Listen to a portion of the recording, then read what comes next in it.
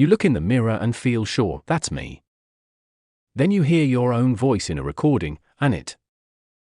With friends, you're one version of you. At work, you're another. So, which one is real? Or are they all real, in different situations?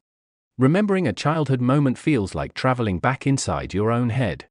Memory is a rebuild from pieces you keep and pieces you guess. Here is the lifetime question: who are you? You aren't one thing but a living model, updated every moment. Think of you like a jazz band, many players, one song, improvised in real time. The weird part is you feel continuous, like one self, even though the parts keep changing. Your brain is always answering 3 questions: what's happening? What should I do? And what kind of person am I? If you understand how you are built, you become harder to confuse by stress, by fear, or by other people. A common myth says there's a single, hidden true you inside, like a core statue under the skin. Another myth says you're only your thoughts, like your body is just a vehicle. So where is you in the brain? Is there one control room that says I? And why do you feel like the same person across years, even when your beliefs and habits change? Why can you surprise yourself doing something out of character and still recognize it as you? And how much of you comes from other people, family, culture, language, and the groups you belong to? Neuroscience doesn't point to one self spot. It points to layers: body self, story self, and social self.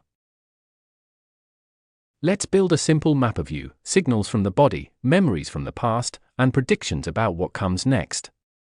Start with the body. Your brain constantly reads internal signals: hunger, breathing, tension, and calls it how you feel. Feelings are not random. They're summaries, like your brain's weather report for your body. Next comes memory. It doesn't store everything, it keeps what seems meaningful, then rebuilds the rest. So your past isn't a museum. It's a workshop, edited every time you remember it. Then there are goals and values, your internal compass for what matters and what doesn't. Put it together and you becomes a center of gravity, stable enough to guide you, flexible enough to adapt. Now add the social mirror. Other people react to you, and your brain learns what you means in their eyes. Your self is a living blend: body signals, memory story, value compass, and social feedback, stitched into one eye. Deep inside the brain, whole networks work together to model you, especially when you're not focused on a task. One major network supports self-talk, daydreaming, and replaying your life, like your brain's inner storyteller. Another layer tracks the body from the inside, predicting what you need before you consciously notice it. This is why emotions often feel like truth. They're your brain's best guess, built from past experience and body state. When something becomes conscious, one leading idea can get broadcast widely, so many brain systems work on it together. Your sense of mind comes from matching signals: what you see, what you feel, and what you predict will happen next. Even remembering can change you. When a memory reopens, it can update, then close again in a new form. So science doesn't give one simple answer to who are you. It gives a better question: which layer are we talking about? If memory fails, the story self can shrink, yet the body self can still feel present in the moment. In some brain diseases, pieces of identity loosen: names, places, faces, but emotions and familiar routines can remain. Some people feel detached from themselves, like watching life through glass, when brain-body integration goes off balance. Trauma can trap the brain in replay mode, where past danger keeps intruding into the present story. Technology adds new mirrors, profiles, feeds, and likes, turning your identity into something you can perform. That makes you hackable, not by magic, but by prediction. If someone can steer your attention, they can steer your choices. Some therapies aim to update painful memories and beliefs, but results can vary, and the science is still evolving.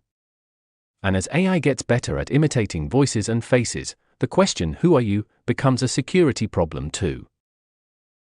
Imagine waking up unable to store new memories. You would still feel like you, but your story couldn't grow. You'd meet someone, smile, connect, then lose them again, like footprints washed by a wave. Yet you could still learn skills, because the brain stores habits differently than stories. This is the human truth. Your identity lives partly in your relationships. People remember you when you can't. Culture and language shape the self too. Some languages train you to spotlight I, others spotlight we. Philosophers call it the ship paradox. If every part of the ship changes, is it still the same ship? Science suggests the self is like that ship. Continuity is something your brain actively builds, not something you simply have. And that can make you kinder. People aren't fixed statues, they're systems, learning under pressure. Feelings are data, not destiny. They tell you what your body predicts, not what is guaranteed. You should treat your memory like a sketch. When it matters, verify notes, messages, other viewpoints. Define yourself by values you practice, not moods you ride. Values are the handle you can actually grip. In conflict, you should remember you're arguing with someone's model of the world, not the world itself. Protect your attention. Whatever holds the spotlight starts writing your next decision. Online, your self becomes a performance. Don't confuse the stage with the person. Remember that changing your mind isn't fake. It's what a learning system does when the evidence changes. You may want to ask, what kind of person do I want to become next? Then choose the smallest step that matches it. Now go back to the mirror. The face is the same, but you can see the machinery underneath, a model updating. You are the brain's best story about a body in a world built to keep you alive, connected, and learning. That's why you can feel both stable and changing. Stability is the pattern. Change is the update. And that is the wonder. Inside your skull is a universe simulator that includes you as a character. Could a machine ever have a self like this?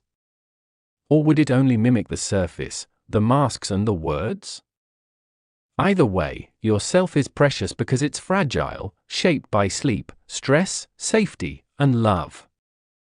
So if someone asks, "Who are you?" maybe the most honest answer is, "I'm still becoming." If you want more science that helps you see yourself and the world more clearly, please give us a subscribe. Thanks and see you soon.